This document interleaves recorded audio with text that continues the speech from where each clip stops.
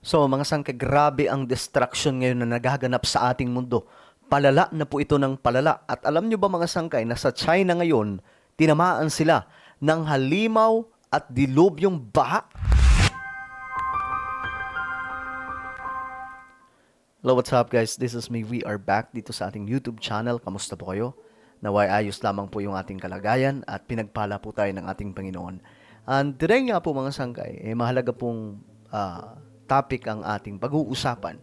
Kasi nga po, mayroong distraction ngayon na nagaganap sa ating mundo na masyado na pong kapansin-pansin. No? At hindi lang po sa Pilipinas ito nangyayari, hindi lang sa Europe nangyayari, hindi lamang po sa Amerika nangyayari, maging dito sa Asia, lalong-lalo na po ang mayamang bansa na China. Malala ang distraction ng itong mga sangkay, pag-usapan po natin. At ano ba ang sinasabi ng Biblia tungkol dyan? Alright? Anyway, bago tayo mag-umpisa, sa mga hindi pa po dyan nakakapag-subscribe, kung gusto nyo na po ng ganitong klase mga topic patungkol po sa Word of God, patungkol po sa mga end-time events, no, na related po ngayon mga sangkay sa global events na nakasulat po sa Bible, makikita nyo po yung subscribe button sa baba ng video na to. I-click nyo lamang po yung subscribe, i-click ang bell, at i-click nyo po yung all. Sa mga nanonood po sa Facebook, i-follow nyo po yung ating Facebook page. Alright guys, so pag-usapan po natin ito. Basahin po natin ang Bible mga sangkay. In the book of 2 Peter chapter 3 verse 10, the Bible says, "But the day of the Lord will come like a thief." Kagaya daw po ng magnanakaw ang pagbabalik ng ating Panginoon. Walang nakakaalam mga sangkay. As we all know, no? Wala naman po talagang nakakaalam. And then, the heavens, eto, matindi ang sinabi. And then the heavens will pass away with a roar, and the heavenly bodies will be burned up and dissolved, and the earth and the works that are done on it will be exposed. So tingnan nyo po mga sangkay, will be burned up and dissolved. So ito po ang mangyayari sa earth. At ngayon, kung papansinin po natin, ang mga nadidiscovery po mga sangkay ng mga scientists sa ating mundo, grabe po yung distraction na parang unstoppable na po siya.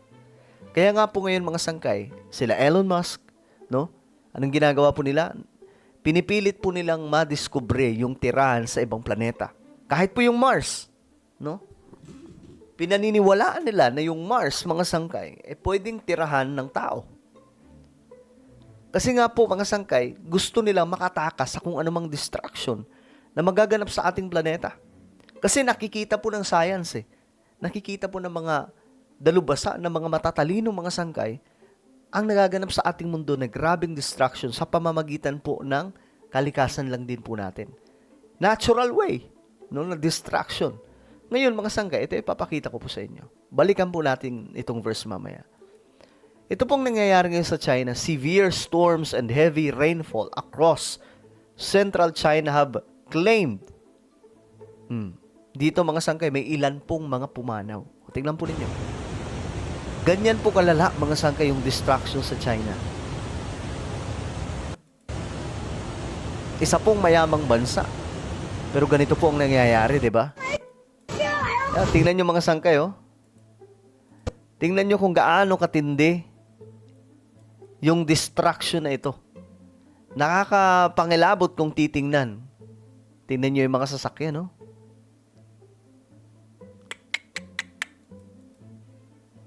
So dahil po ito sa bagyo na tumama, so hindi lang sa Pilipinas nangyayari yan, kundi maging sa ibang bansa. At ito sa China, mga sangkay, oh. Look at that. Sino mag-aakala na ang isang mayamang bansa like China, no, magaganap yung ganitong klaseng weather event? Very, mga sangkay, devastating po talaga, no? Nakakapangilabot kung titingnan,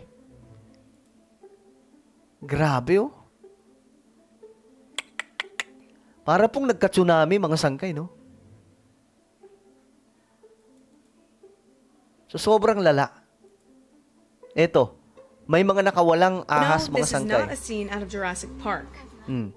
Kala mo Jurassic Park, pero hindi po. Baha po yan na may mga ahas po doon. More than 800 snakes have escaped from a flooded breeding facility in a Hangzhou village, according to local news outlet Hengxi. The report notes that at least one villager was bitten and is in the hospital. According to the Shaoxing Daily, most of the snakes are non-venomous water and rat snakes, but among them are highly venomous cobras. Nako! China's southwest Guangxi region is experiencing severe flooding after Oh, being hit ganyan po kalala mga sangkay yung pagbaha sa by China. Typhoon Maysak. An official told local media that the floodwaters have killed at least Oh, kita nyo mga sangkay? May mga pumanaw na po doon. Talagang nakakakilabot itong nangyayari doon mga sangkay sa China. No? Hindi lamang po sa Pilipinas, kundi maging ang ibang mga bansa. Guys, may totoong nightmare na nangyayari ngayon sa China. At ang nakikita nyo, hindi yan ang Loch Ness Monster. Mas malala pa. Isa itong plague ng mahigit 900 na ahas na inaanod palabas ng isang breeding farm at napunta sa isang bayan matapos ang matinding pagbaha. So ngayon, imagine niyo, daan-daang ahas at ilan sa mga ito ay venomous cobras, literal na lumalangoy sa mga kalsada. Grabe, no? Ang iba naman ay nakakapasok na mismo sa mga bahay ng mga tao. Grabe. Kita niyo. So, iyan kasi ang resulta mga sangkay ng matinding baha doon sa China. No? At grabe yung distraction, no? Hindi po biro itong distraction doon sa China, mga sangkay. At kung babalikan po natin ang verse na ito, yung sa 2 Peter chapter 3, dito natin marirealize na dahan-dahan po ang mundo natin, no? Ngayon, nagkakaroon ng mga malawakang distraction. Kung dito sa Asia, grabe yung mga baha. Doon naman mga sangkay sa Europe, heatwave. Malala. Marami na din po ang sumakabilang buhay, mga sangkay, dahil nga po sa nangyari. Extreme heatwave.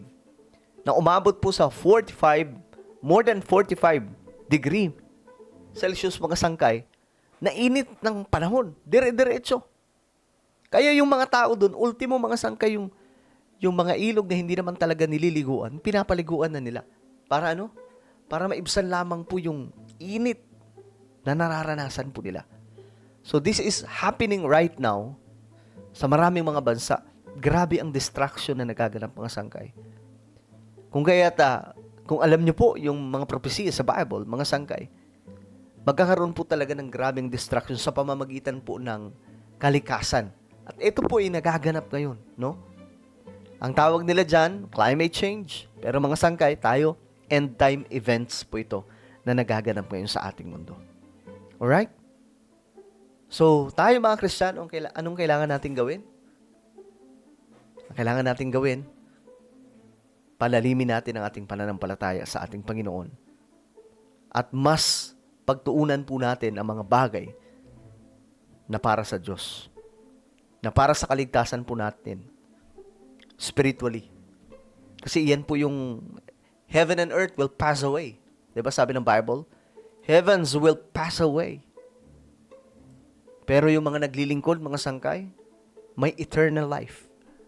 May buhay na walang hanggan. Kaya't mahalaga mga sangkay na pagtuunan natin ng pansin ang mga bagay na para sa Diyos, para sa ating kaligtasan. Because this world is not our home. Temporary lamang po ang mundong ibabaw na ito.